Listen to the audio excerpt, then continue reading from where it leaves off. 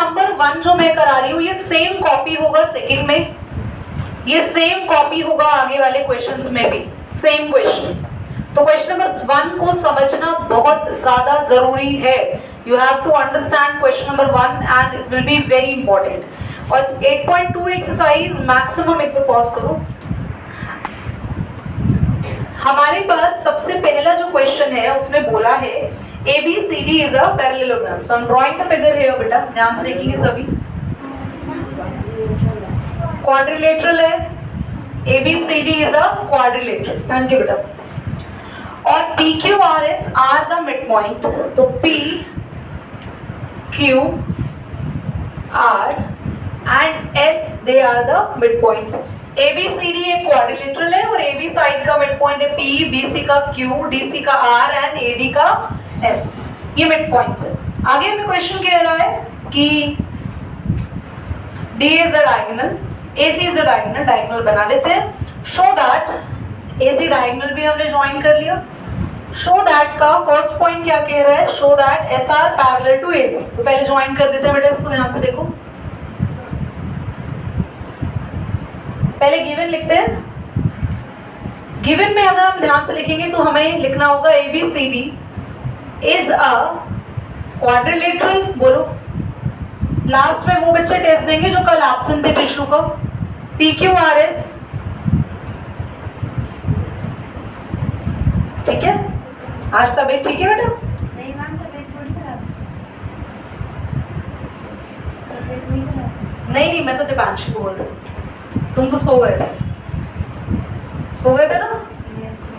To prove first part SR parallel to AC and SR half of AC, यही है ना बच्चा? क्या यही प्रूव करना है फर्स्ट में? ओके। अब इसको प्रूव करने से पहले एक थ्योरम है जो अभी हमने सीखी नहीं है, बट एक थ्योरम 8.1 के 2 क्वेश्चंस और इसका थोड़ा सा बेसिक्स जो आपको 8.1 के फर्स्ट 2 क्वेश्चंस के लिए सीखना है, we will learn at the end. वो थ्योरम है क्या, मैं समझा रही हूँ और उस थ्योरम को डिटेल में करेंगे हम लोग। वो थ्योरम बहुत बड़ी है, ठीक है, तुम्हारे स्कूल में कंफर्म आ सकते। तुम्हारा चैप्टर 8 आ रहा है ना, तो ध्यान से सीखना। थ्योरम क्या कहती है, ध्यान से देखो। एक ट्राइंगल है, अगर उस ट्राइंगल के कोई 2 साइड पर कोई 2 मिड पॉइंट है, उसको ज्वाइन करने वाली लाइन हमेशा ट्राइंगल की बेस लाइन के पैरेलल होगी और ये लाइन हमेशा अपनी बेस लाइन का हाफ होगी। बात समझ में आई? अगर एक ट्राइंगल में किसी भी 2 साइड से आप मिड पॉइंट को ज्वाइन करो। अच्छा दीदी, मैं ना ये करता हूँ, मैं यहाँ से ज्वाइन कर रहा हूँ, ये 2 मिड पॉइंट ले रहा हूँ, तो कोई बात नहीं। इस बार ये वाली लाइन किसके पैरेलल होगी, इसके सामने वाली लाइन के, इसके, और किसका हाफ होगी, इस लाइन का हाफ होगी। ये कौन सी थ्योरम कहती है, मिड पॉइंट थ्योरम। मैं अभी करा देती हूँ क्वेश्चन 1 के बाद मिड पॉइंट थ्योरम, ताकि आपको ज्यादा बढ़िया से क्लियर हो। तो मिड पॉइंट थ्योरम ने क्या समझाया, अगर 2 आपके पास मिड पॉइंट है, जैसे SR मिड पॉइंट है, दिख रहा है? अब सब बच्चों को एक ट्राइंगल देखना है, बाकी कुछ नहीं देखना बेटा। मैं आज से इसको जितना मैक्सिमम हो सकता छुपा पा रही हूँ। ट्राइंगल DAC देखिए सभी बच्चे, DAC। नीचे किसी भी पार्ट पे आपका ध्यान नहीं जाना चाहिए। DAC ट्राइंगल दिख गया आप सबको? क्या आपको दिख गया उन्नति DAC ट्राइंगल बेटा? इस DAC ट्राइंगल के अंदर मुझे बताइए कौन से 2 मिड पॉइंट है? SR। और बाय मिड पॉइंट थ्योरम लिखना है, SR लाइन किसके पैरेलल होगी, AC, और SR किसका हाफ होगी, AC। कितना ही इजी था, बस कुछ नहीं करना। समझ आ रहा है? तो आपको क्या लिखना है, ध्यान से देखेंगे प्रूफ में। In triangle DAC, S and R are the mid points, किसके मिड पॉइंट्स है बोलो, मिड पॉइंट्स ऑफ, किसके मिड पॉइंट्स है, DA and DC respectively. Respectively का मतलब पता है क्या होता है, या सेम ऑर्डर में, कि S का S DA का मिड पॉइंट है और R DC का मिड पॉइंट है। तो मिड पॉइंट है तो हम क्या लिखेंगे, बाय कौन सी थ्योरम बेटा, mid point theorem. Bye mid point theorem SR parallel हो गई AC के, SR फर्स्ट पार्ट प्रूव हो गया। कोई डाउट है तो बोलो। बोलो कोई डाउट है तो बच्चों? हाँ, सेकंड पार्ट पर आए, चलिए सेकंड पार्ट बोलो एक बार क्या है? PQ पैरेलल टू AC, नहीं PQ इक्वल टू SR करना होगा। देखो थर्ड में PQ RS से पैरेललोग्राम करना होगा, देख लो, है ना? चलिए ये क्वेश्चन अब कह रही मुझे भी ऐसे याद हो जाए क्वेश्चन, दीदी को तो क्वेश्चन ही याद है, आंसर की तो बात ही छोड़ो। हाँ दीदी इसका हाफ क्यों किया? हमने हाफ नहीं किया बेटा, हमने कहाँ काट दिया कुछ। ये थ्योरम ऐसे कह रही है कि मिड पॉइंट से जाने वाली लाइन हमेशा अपनी बेस लाइन का हाफ होती है, ये थ्योरम कहती है, ये रूल है। ओके, अब PQ SR के इक्वल करना है। अब आपको बिल्कुल रिवर्स नीचे वाला ट्राइंगल देखना होगा, and you all need to see the triangle ABC। Can you all able to see the triangle ABC? वैसे यहाँ पर अगर एक रेड वेलवेट पेस्ट्री रखी हो या ट्रफल केक रखा हो तो तुम्हारी आंखें बेटा बहुत जल्दी देख पाएंगी उसे। घर में आपके भाई बहनों का कुछ रखा हो फ्रिज के अंदर, तुम्हारी आंखें ऐसे जल्दी से चतुर रामालिंगम की तरह देख के खा जाते हो उसको, और उसको बताते भी नहीं हो घर वालों को मैं खा गया। अभी यहाँ तुम्हें ट्राइंगल देख रहे हो, कह रहे हो तुम्हें कुछ नहीं दिख रहा, बिंगो मैड एंगल का एक एक ट्राइंगल दिखता है तुम्हें, ध्यान से देखो। Can you see the triangle ABC now? Yes ma'am. क्या इस ट्राइंगल में यहाँ पर ये दो मिड पॉइंट है? परी बताएगी PQ लाइन किससे पैरेलल होगी? अब इस ट्राइंगल का बेस क्या है बोलो? PQ किससे पैरेलल होगी? AC, very good. और PQ किसका हाफ होगी विधि? क्या? PQ किसका हाफ होगा? इनको नींबू पानी पिलाओ, इनका हैंगओवर नहीं उतरा रात को। AB का हाफ हो गई और हाँ देखो ये AB का हाफ कर दिया इसने, देख लो बेटा, देखो कितना अच्छा इस लड़की ने रिस्पॉन्स दिया, बहुत बढ़िया बेटा। ये ऐसे ट्राइंगल दिख रहा है इसको, और ये जो दो मिड पॉइंट जा रहे हैं PQ, और ये PQ लाइन AC की पैरेलल है, पर PQ हाफ इसका होगी। अगर PQ AC की पैरेलल है तो हाफ भी किसकी होगी? AC की। ये वीडियो का पार्ट हम क्लिप करके शॉर्ट बना के डालेंगे यूट्यूब पे। हाँ हाँ, विधि को भी अभी चैनल घुमा के कैप्चर करना है, फोन घुमा के। सॉरी, समझ में आया अपना? चलो आगे देखो क्या लिखेंगे इन ट्राइंगल, बोलो AB PNQR। क्या है PNQ? खाली मिड पॉइंट से लिखो, आगे डिटेल लिखने की जरूरत नहीं। मिड पॉइंट्स कॉमा बाय कौन सी थ्योरम? बस तुम्हें ना मैंने मिड पॉइंट बोलने के लिए बिठा रखा बेटा। PNQ क्या है? Mid point. कौन सी थ्योरम? Mid point. ये करते रहना बेटा आज। तो by mid point theorem PQ parallel to AC and PQ half of AC। एक बात बताना यार, अभी SR भी AC का हाफ है, PQ भी AC का हाफ है, लिखो ब्रैकेट में। therefore in part first SR क्या था? Half of AC। बोलो फर्स्ट पार्ट में SR हाफ ऑफ AC था, यहाँ पे PQ हाफ ऑफ AC है, so PQ equal to hands करिए, नोट करिए बेटा, पॉज करो जल्दी से। PQ RS is a parallelogram prove करना, ध्यान से सीखेंगे। इन या इन नहीं लिखो, by part 1 PQ equal to half of AC comma PQ by part second है, by PQ and PQ parallel to AC। बोलो पार्ट 2 में ये प्रूव किया हमने, by part first SR equal to half of AC। बोलो और SR parallel to AC।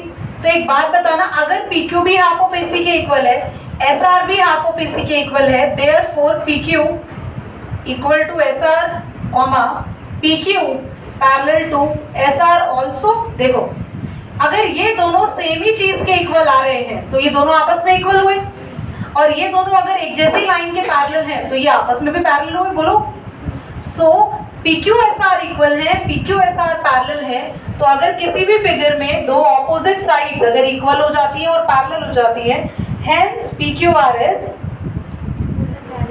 Is a parallelogram. Question समझ आया? करिए जल्दी से, फिर मिड पॉइंट थ्योरम सिखाती हूँ, पॉज करो।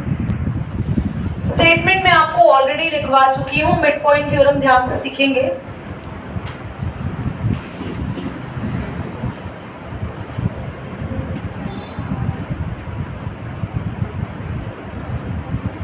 You have a triangle here जिसमें E और F मिड पॉइंट है, ठीक है। तो गिवन दैट में यही लिखना है, in triangle ABC E, F are midpoints of AB and AC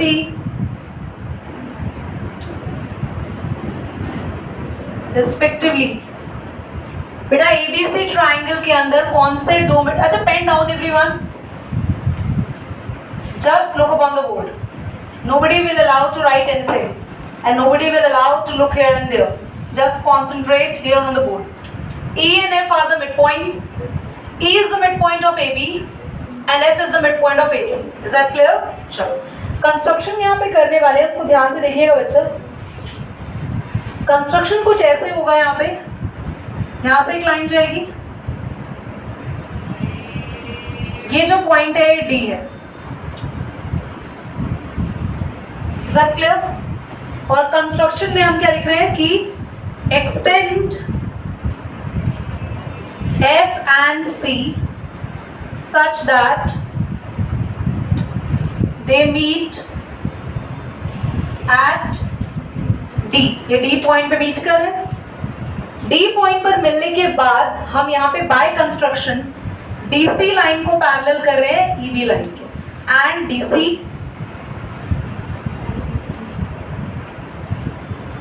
by construction. कोई डाउट तो नहीं, पक्का? चलो अभी क्या करना है, ये वाला जो ट्राइंगल है इस ट्राइंगल के हम कॉन्ग्रुएंट करेंगे। पहले प्रूव दैट कर देते हैं। बेटा मिड पॉइंट थ्योरम का प्रूफ क्या होता है, प्रूव करना होगा EF किसके पैरेलल आएगा, BC के, और कॉमा EF किसका हाफ प्रूव करना होगा। थोड़ी सी जो थ्योरम है ना अंडरस्टैंडिंग है, तो आपको अगर एक तरफ कहीं से भी आपको लगा समझ नहीं आ रहा, just hand raise, I will gonna repeat. और सेकंड थिंग इज कि आपको कहीं पर भी लगता है कि आपका ध्यान इधर उधर जा रहा है, तो उसको अपने आप ही फोकस कर लेना, क्योंकि एक बार भी ध्यान इधर उधर गया तो थ्योरम आपके दिमाग से निकल जाएगी, समझ नहीं आएगी। सबसे पहले हम स्टार्ट कर रहे हैं इसको प्रूफ करना। तो ये AEF ट्राइंगल और DCF ट्राइंगल को हम क्या करने वाले हैं, कॉन्ग्रुएंट करने वाले हैं, ठीक है। और ये जो पैरेलल है ना DC खाली इसके मत पैरेलल करो, DC पूरे के पैरेलल कर लो। कंस्ट्रक्शन में पूरा AB के पैरेलल, प्रूफ में इन ट्राइंगल बोलो AEF एंड ट्राइंगल बोलो FCD। गुड सुमित, DFC भी सही था। तो दोनों ट्राइंगल में हम चीजें लेके चल रहे हैं, क्या क्या इक्वल है क्या क्या नहीं है। सबसे पहले, ओहो ये D क्यों खत्म कर दिया, गलती हो गई। सबसे पहले देखो F क्या है, तो AF ऊपर वाले ट्राइंगल का और FC इस नीचे वाले ट्राइंगल का इक्वल होगा, क्योंकि F मिड पॉइंट है। AF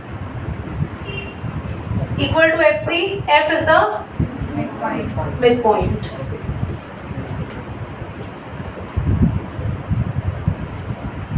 Second reason, can anybody tell the second reason over there? बोलो। AFE is equal to DFC vertically opposite। Absolutely right, very good। यहाँ ये जो एंगल बन रहा है, ये दो angle 1 equal to angle 2, cross बन रहे, cross vertically opposite angle, angle 1 equal to angle 2। कोई और रीजन? हिंट दे रही हूँ, ये रीजन कंस्ट्रक्शन से आएगा, बोलो। AEF is equal to CDF। अरे बहुत बढ़िया। ये देखो कैसे है, ध्यान से देखना, मैं अलग से बना रही हूँ। क्या ये लाइंस पैरेलल थी, AB और DC पैरेलल लाइन थी, ये ट्रांसवर्सल जैसा कुछ जा रहा है, तो ये दो एंगल कैसे हुए, ये दो एंगल देखो 3 और ये 4 कैसे एंगल हुए, alternate interior angle. Very good Yash. Recording हो रही है? By angle side angle by ASA congruence rule triangle AEF क्या हो गया जल्दी बोलो? ट्राइंगल FCD कॉन्ग्रुएंट हो गया। अब मिड पॉइंट को प्रूव करने के लिए बाय CPCT हम इस ट्राइंगल का कुछ भी इक्वल कर सकते हैं। तो बाय CPCT हमने क्या इक्वल किया? DC को AE के इक्वल किया। ध्यान से देखना, DC equal to AE and एक और इक्वल किया है EF इक्वल टू FD। कोई डाउट तो नहीं है यहां तक? बोलो बच्चों।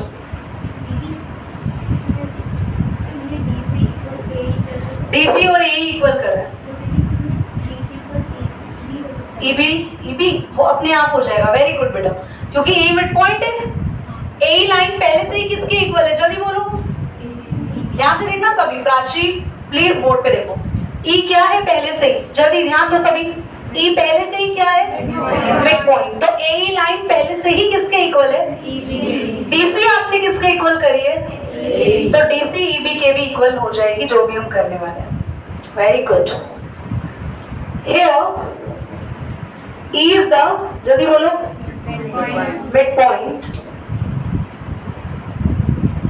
सो AE इक्वल टू, जल्दी बोलो, AE किसके इक्वल है? EB के। Therefore DC equal to EB also. बोलो बोलो बच्चों। ये AE को DC के इक्वल किया हमने बाय CPCT, है ना?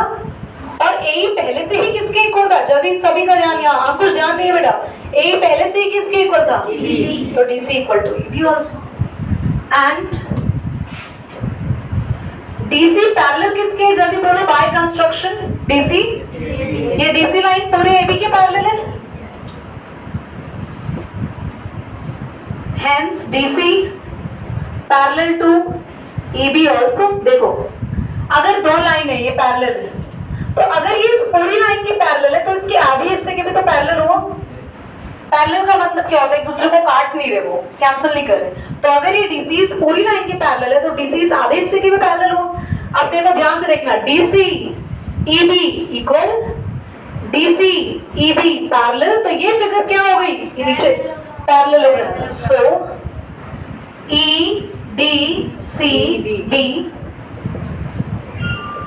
is a parallelogram where अगर ये पैरेललोग्राम है तो पूरा ED किसके इक्वल हुआ? ED equal to BC and ED parallel to BC। यहाँ पे लिखा हुआ है,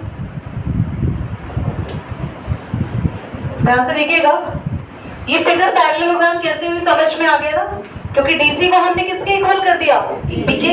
DC को किसके पैरेलल कर दिया? EB। तो ये फिगर पैरेललोग्राम हो गई। अगर ये फिगर पैरेललोग्राम है तो ED भी इक्वल हो गया किसके? BC। और ED पैरेलल किसके हो गया? BC के। ये लिख दिया मैंने। अब हाफ ऑफ ED करो। Half of ED equal to half of BC। दोनों जगह हाफ कर रहे हैं, समझ आ रहा है?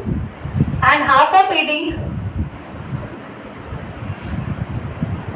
हाफ ऑफ ED बताओ क्या है? जल्दी बोलो, ED का हाफ क्या है? EF। तो EF equal to half of, क्या लिखेंगे? क्यों ये F मिड पॉइंट कैसे हुआ? ये F क्यों मिड पॉइंट हुआ? क्योंकि अभी हमने किया था ना बाय CPCT, EF equal to, therefore EF equal to FD। Here ED parallel to BC, so EF parallel to BC also, hence proved। अब एक बार और समझ लो, क्योंकि काफी बड़ा है और काफी सारी चीजें हमने की है, तो एक बार और समझेगा तो सब कुछ तैयार हो जाएगा कैसे करें। सबसे पहले तो हमने देखा एक ट्राइंगल जिसके अंदर E और F क्या है? मिड पॉइंट है। इतना क्लियर? फिर मैंने बोला बाय कंस्ट्रक्शन में हम एक लाइन ड्रॉ कर रहे हैं DC, जो DC लाइन पूरी AB के पैरेलल है। और अब हम क्या करने वाले हैं? इस ट्राइंगल को AEF के और FDC को कॉन्ग्रुएंट करने वाले हैं। कॉन्ग्रेंट करने के लिए 3 रीजन चाहिए थे।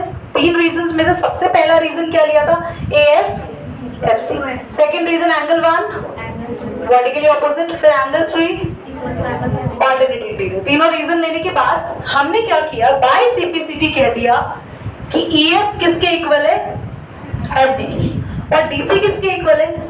फिर सारा खेल किसने खेला, DC और AE ने।